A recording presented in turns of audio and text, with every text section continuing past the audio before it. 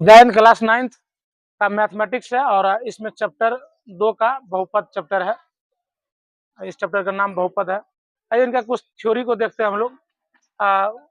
सबसे पहले जानेंगे बहुपद। पोलिनोमियल्स इनका इंग्लिश होता है। बहुपद एक ऐसी व्यंजक है जो 8 क्लास में पहले पढ़ा है व्यंजक के सब, जिसमें चर का इंग्लिश होता है वेरिएबल। चर किसको कहते हैं? एक्स वाई ऐसी अल्फाबेटिकल ऑर्डर में हो तो उसी को चर कहा जाता है। चर अचर होता है दो, चर और अचर। अचर में संख्या होता है, जैसे 1 2 3 4 हो गया etc। इसमें होता है एक्स वाई जेड इत्यादि अल्फाबेटिकल ऑर्डर। इसको बोलते हैं न्यूमेरिकल ऑर्डर, जो है कि जिस संख्या में रहता है वो एक्स वाई जेड में रहता है, उन्हीं से वैल्यू निकाला जाता है। चर अचर वहां जान गया कि घातांक, इन पे जो घात रहेगा जिसको पावर बोलते हैं, एक्सपोनेंट्स।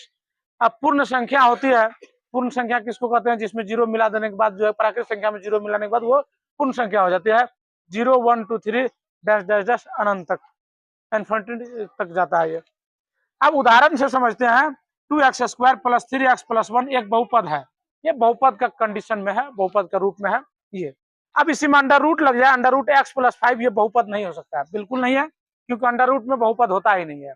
दूसरा दूसरा भी जो है उदाहरण 1/x + 2, ये भी बहुपद नहीं है।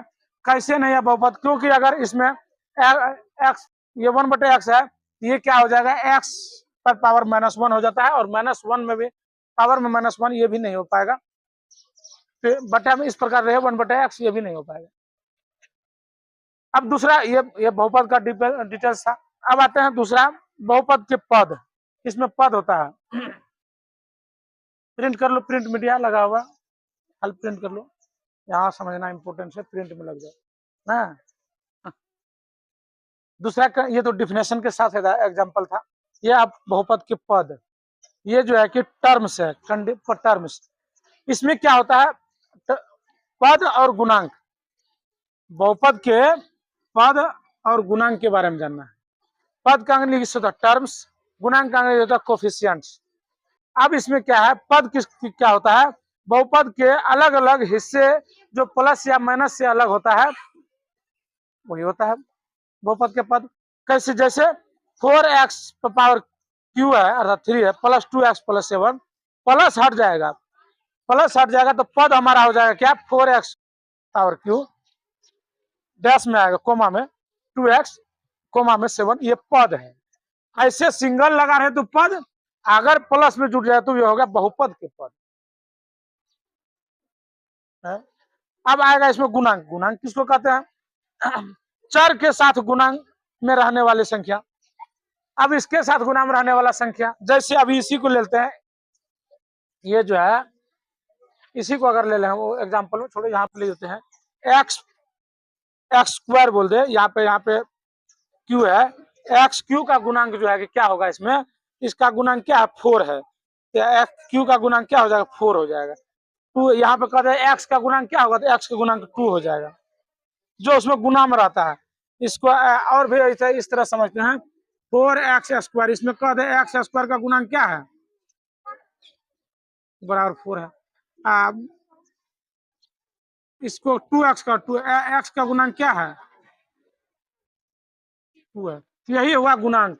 और पद जो है अलग अलग कर देंगे तो पद साथ में हो जाएगा, तो बहुपद, ये जो है कि गुणांक। तो हम लोग जाने अभी बहुपद, उसके साथ डिफिनेशन के साथ उदाहरण, उनके बाद जाने बहुपद के पद और जो है कि गुणांक। पद और गुणांक में जो है कि हमारा अलग अलग यहाँ पे है, उनको जाने, चर अचर को जाने। आगे जानेंगे बहुपद के प्रकार, कौन कौन प्रकार है, कैसे है, नेक्स्ट वीडियो में। मॉडर्न मीडिया भी है कोई? मॉडर्न मीडिया तो वहीं से था, आगे चलता। बहुपद के प्रकार आगे जो है कि बहुपद के प्रकार है, जहां तक पढ़े हम लोग बहुपद में। बहुपद के प्रकार है, पदों के आधार पर है, उसके बाद घात के आधार पर। पदों के आधार पर 3 प्रकार है, इसमें भी जो है कि 3 प्रकार मुख्यतः होता है, लेकिन एक शून्य बहुपद भी है, तो आप 4 भी कह सकते हैं, कोई डाउट नहीं है। बुक कह रहा है कि शून्य बहुपद भी है, किताब तुम्हारा कह रहा है। पदों के आधार पर इसका इंग्लिश में इसको हम बोलते हैं बेस्ड ऑन टर्म्स। घात के आधार पर इसको बोलते हैं बेस्ड ऑन डिग्री। इनके बाद जो है कि इनका जो 3 प्रकार है, एक पदी, द्विपदी, त्रिपदी। इसका एक पदी का अंग्रेजी होता है मोनोमियल, इनका होता है बिनोमियल, इसका होता है त्रिपदी का ट्रिनोमियल। अब इनको जानते हैं एग्जाम्पल से, जो है कि 5x, 3 है, तो ये एक पद हुआ। x plus 2 3x square minus 4, इसमें कितना है रे, 2 पद है। उसके बाद जो है कि त्रिपदी में x square plus 5x plus 6, 1 2 3, यहाँ 3 पद है। ठीक है, इस प्रकार से इनको जाना। अब इसको देखते हैं घात के आधार पर शून्य बहुपद, इसमें क्या रहना चाहिए, पावर इसका 0 होना चाहिए। इनका क्या होना चाहिए, रेखीय बहुपद में जिसका घात की अधिकतम संख्या 1 होना चाहिए। द्विघात बहुपद में क्या होना चाहिए, जिसका घात का संख्या अधिकतम 2 होना चाहिए। त्रिघाती में क्या होना चाहिए, जिसका अधिकतम संख्या घात का 3 होना चाहिए। जैसे कि 3x cube plus 5x plus 2, इसमें घात यहाँ भी है लेकिन सबसे ज्यादा यहाँ 3 हुआ, तो ये त्रिघाती हो गया। घात यहाँ भी है लेकिन इसमें हम लोग क्या लेना है, जो सबसे ज्यादा है वो द्विघाती हो गया।